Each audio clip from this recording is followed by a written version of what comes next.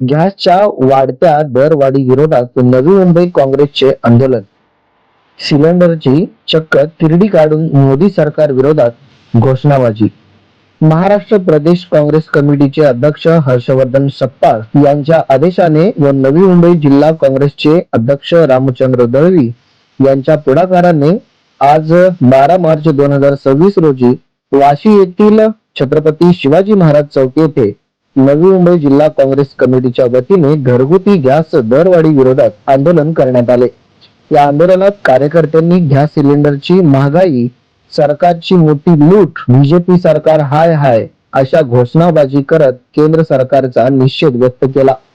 आंदोलनावेळी कार्यकर्त्यांनी प्रतिकात्मक पद्धतीने गॅस सिलेंडरची तिरडी काढत त्यावर लाकडाची ठेवून आगळ्या वेगळ्या पद्धतीने आंदोलन केले व पंतप्रधान नरेंद्र मोदी यांच्या धोरणावर जोरदार टीका केली. यावेळी काँग्रेस पदाधिकाऱ्यांनी सांगितले की सध्या पश्चिम आशियातील वाढलेल्या तणावामुळे जागतिक इंधन पुरवठ्यावर परिणाम झाला आहे. विशेषतः इराण इस्रायल संघर्ष आणि मध्य पूर्वेतील तणावामुळे गॅस पुरवठा व दरांवर परिणाम होत असल्याची चर्चा सुरू आहे. भारतातही एलपीजी गॅसच्या दरात वाढ झाली असून काही ठिकाणी पुरवठ्याबाबत अडचणी निर्माण झाल्याची माहिती समोर येत आहे. याच पार्श्वभूमीवरती केंद्र सरकारने नागरिकांना परिस्थितीबाबत स्पष्ट माहिती द्यावी अशी मागणी आंदोलकांनी केली. तसेच प्रधानमंत्री नरेंद्र मोदी यांच्यावर विविध मुद्द्यांवर टीका करत एप्स्टीन फाईलसह अनेक बाबींवर सत्य बाहेर यावे अशीही यावेळी मागणी काही कार्यकर्त्यांनी आंदोलनावेळी व्यक्त केले. या आंदोलनात नवी मुंबई जिल्ह्यातील काँग्रेसचे अनेक पदाधिकारी व कार्यकर्ते मोठ्या संख्येने उपस्थित होते. पाहुयात यावेळी दिलेल्या प्रतिक्रिया.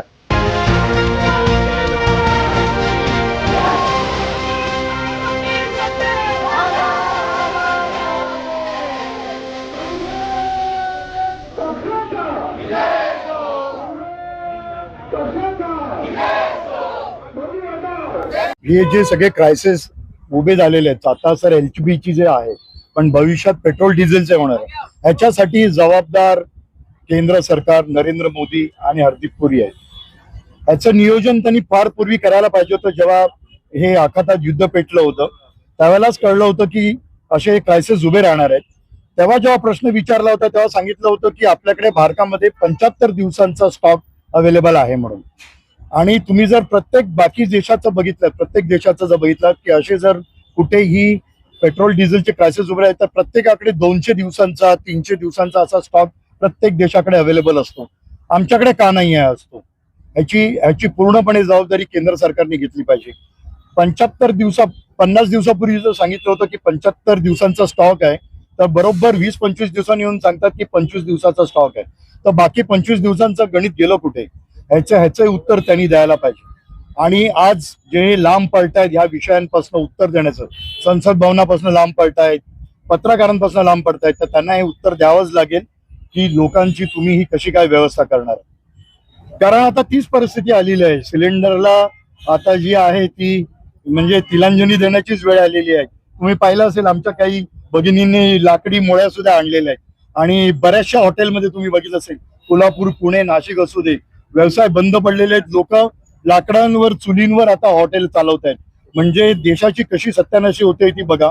व्यवसायिक सुद्धा व्यवसाय बंद पडतायत, लोकांची गैरसोय होते. स्टुडंटना जेवण मिळत नाही खानावळी बंद झाल्यामुळे.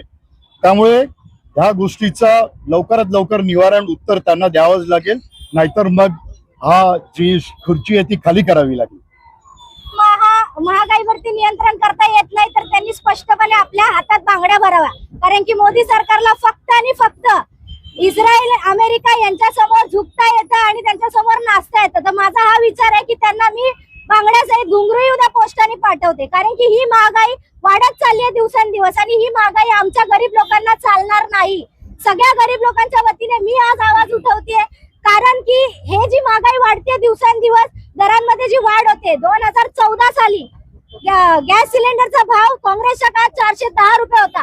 आज जरी 2024 मध्ये जर आपण काँग्रेसच्या काळात जर सिलेंडरचा भाव बघितला असता तर तो जास्तीत जास्त 600 रुपयापर्यंत वाढला असता. पण आज जे महागाई या लोकांनी 1000-1200 पर्यंत सिलेंडरचे दर नेलेत तर हे बिलकुल चालणार नाहीये. आम्ही त्यावरती आवाज उठवणार, असाच आम्ही आंदोलन करत राहणार. याच्यावरती आम्हाला उत्तर पाहिजे. आणि उद्या पोस्टाने तर मोदीजींपर्यंत त्यांच्या बांगड्या आणि घुंगरू पोहोचणारच आहेत, तर त्यांनी ते घालावे आणि याला उत्तर द्यावे. धन्यवाद. बघा, एप्स्टीन फाईलचा तुम्हाला माहिती आहे, पूर्ण देशात या टाइम पूर्ण विश्वमध्ये ज्या ज्या लोकांचे नाव एप्स्टीन फाईल मध्ये आले, मोठे मोठे लोक, ते लोक जर काही पदावर असेल ते लोक रिझाईन करताय.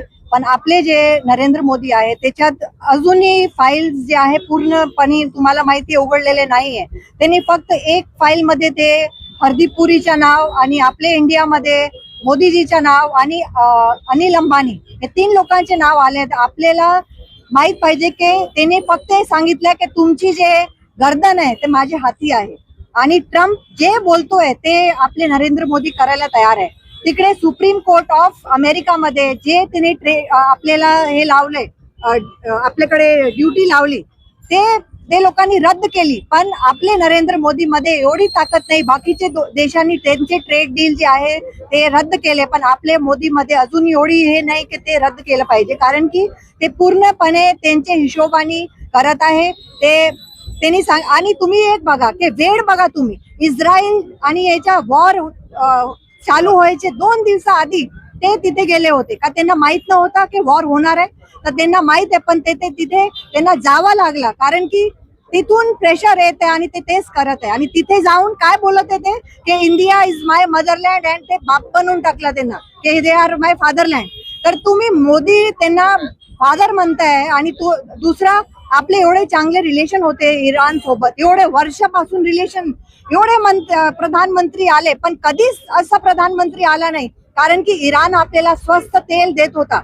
जेव्हा कोणीच देत नव्हतं तर इराण आपल्या सोबत होता. पण आज काय झालंय, बाकीचे जे चायना आहे, रशिया आहे, ते इराण सोबत आहे. ते स्ट्रेट ऑफ हॉर्मस मधून त्यांचे जहाज जायला देत आहे इराण, पण आपले जाऊ देत का नाहीये?